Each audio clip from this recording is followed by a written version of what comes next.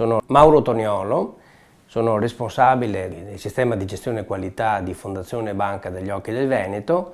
Fondamentalmente Fondazione deve distribuire tessuti sicuri, quindi sicuri in termini sanitari, e di qualità per quanto riguarda proprio la qualità biologica del tessuto. Nell'ultimo anno sono stati prelevati circa 5.000 tessuti e utilizzati circa 3.000.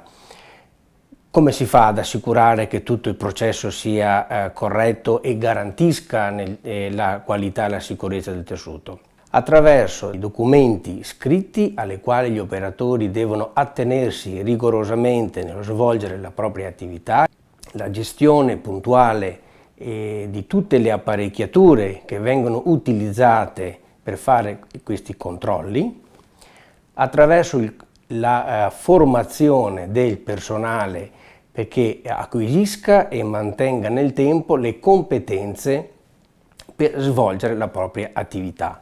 Oltre al trapianto dei tessuti, Fondazione come attività funzionale ed accessoria ha la terapia cellulare.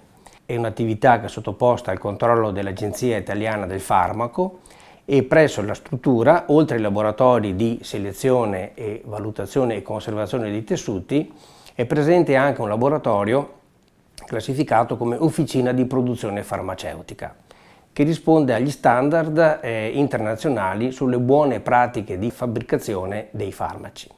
Fondazione inoltre ha un'attività ambulatoriale. In questa attività ambulatoriale, sottoposta a normative regionali, vengono svolte visite oculistiche specialistiche di alto livello, comprese le attività riguardo le malattie rare. L'ambulatorio, anche questo, è un'attività che ha un sistema di qualità a sé stante, regolamentata da normative regionali ed è sottoposto a verifiche ispettive da parte della Regione e dell'azienda sanitaria di competenza, l'ULS 3.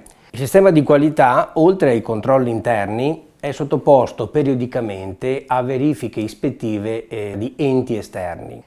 Da parte mia l'emozione più forte sono i momenti in cui incontro i familiari dei donatori, ai quali dico grazie, ai quali cerco di trasmettere soprattutto e assicurarli che tutto quello che noi facciamo è sicuro e che vada a buon fine anche rispetto alle loro aspettative.